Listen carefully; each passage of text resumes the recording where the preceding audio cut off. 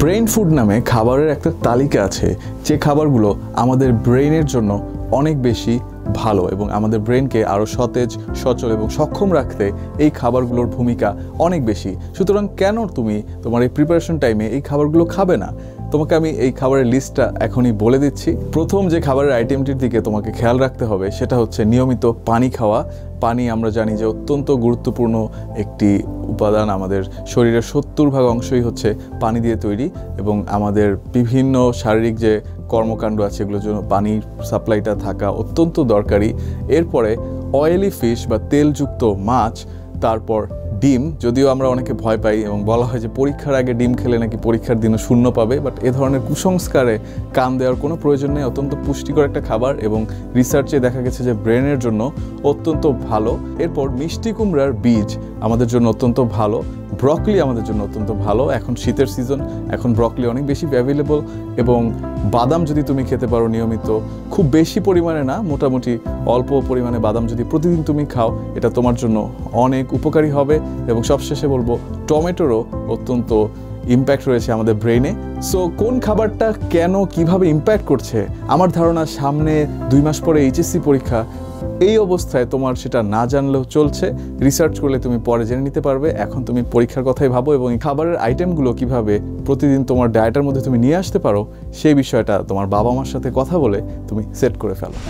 কিছুদিন আগে একটা বিষয় দেখে আমি খুব অবাক হলাম যে অনেকেই টেস্ট পেপারকে কোনো গুরুত্ব দেয় না এবং তারা ভাবে যে এটা একটা অপশনাল কিছু। বাট আমি যখন নটরডেম কলেজের স্টুডেন্ট ছিলাম, আমি এবং আমার ফ্রেন্ডদের জন্য টেস্ট পেপার একটা ফরজ কাজের মতো ব্যাপার ছিল, যেটা তো সলভ করতেই হবে। সো আমি তোমাকে বলবো যে যদি তোমার হাতে কোনো সময় না থাকে, যেটা অনেকের হয় যে ভাইয়া আমার তো প্রিপারেশন একদমই খারাপ, আমি কিছুই পারি না, আমি আবার টেস্ট পেপার সলভ করার টাইম কোথায় পাবো?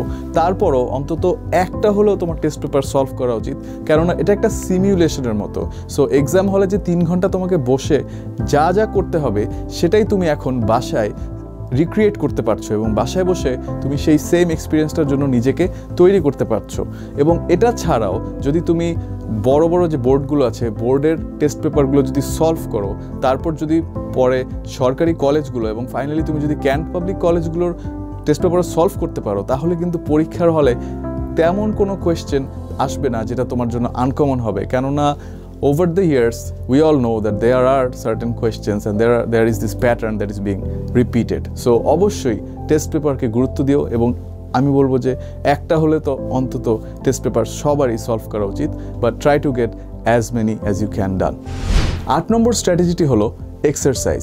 এখানে তোমাকে আমি এক্সারসাইজ করে আর্নল্ড শোয়ার্জনেগার হবার জন্য বলছি না, এরকম কোনো হেভি ওয়েট বডি বিল্ডিং বা জিমে যাওয়ার মতো কোনো কিছু না, জাস্ট কিছু এয়ারোবিক এক্সারসাইজ, একটু হাঁটা বা একটু দৌড়ানো যদি তুমি ইনক্লুড করতে পারো তোমার দৈনিক কাজগুলোর অভ্যাসের মধ্যে, তাহলে এটা পড়াশোনার ক্ষেত্রে অনেক কাজ দিবে। কেননা রিসার্চ করে দেখা গেছে যেখানে নিউরো ইমেজিং টেকনিক ইউজ করে দেখা হচ্ছিল যে যারা এয়ারোবিক এক্সারসাইজ করে তাদের স্মৃতিশক্তি বা তাদের কর্মক্ষমতার মধ্যে যে ব্রেন ইনভলভমেন্ট হয় সেটা ইমপ্রুভ করে কিনা, এবং দেখা গেছে যে হ্যাঁ অবশ্যই এয়ারোবিক এক্সারসাইজের একটা খুব পজিটিভ ইম্প্যাক্ট আছে। সো 10-15 মিনিটের জন্য একটু হাঁটা চলা, একটু নিজেকে অ্যাক্টিভ রাখা এক্সারসাইজের মাধ্যমে তোমাকে তোমার পরীক্ষার প্রিপারেশনে ইমপ্রুভ করতে অনেক বেশি হেল্প করবে।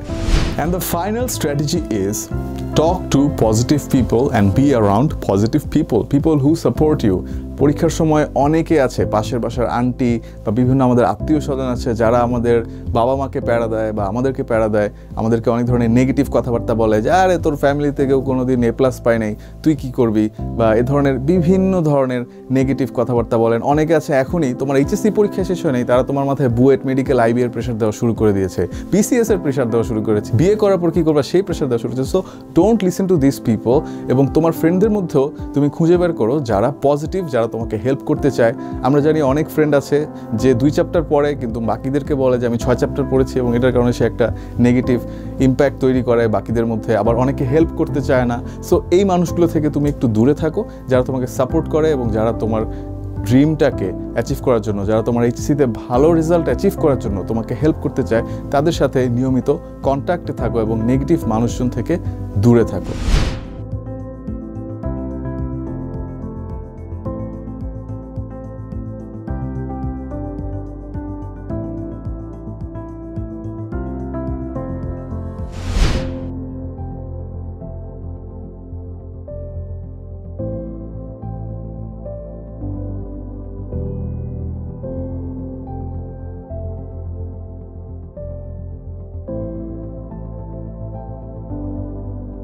So thank you so much for watching this video and don't forget to hit the like button এবং আমাদের চ্যানেলটিতে সাবস্ক্রাইব করে ফেলো যদি পারফরম্যান্স ইমপ্রুভ করার জন্য এমন নতুন নতুন টেকনিক টিপস এবং স্ট্র্যাটেজিস তুমি জানতে চাও আমরা হেল্প করি তোমাদের মেটা লার্নিং স্কিলসকে ইমপ্রুভ করার জন্য যেটা তোমার পারফরম্যান্সে একটা পজিটিভ ইম্প্যাক্ট নিয়ে আসবে so I wish you all the very best for your HSC examination তোমার মেমোরি নিয়ে যদি কোনো সমস্যা থাকে সে বিষয়ে আমরা আরেকটা ভিডিও তৈরি করেছি সেটাও এখানে চলে আসবে সেটা তুমি দেখে আরও কিছু হেল্প নিতে পারো বাট আমি তোমাকে অবশ্যই বলবো যে ইউটিউবে এত বেশি সময় কাটিও না এমনকি আমার ভিডিওটাও বেশি দেখার দরকার নেই বরং তুমি তোমার পড়াশোনায় মনোযোগ দাও and I wish you all the best and all the success thank you very much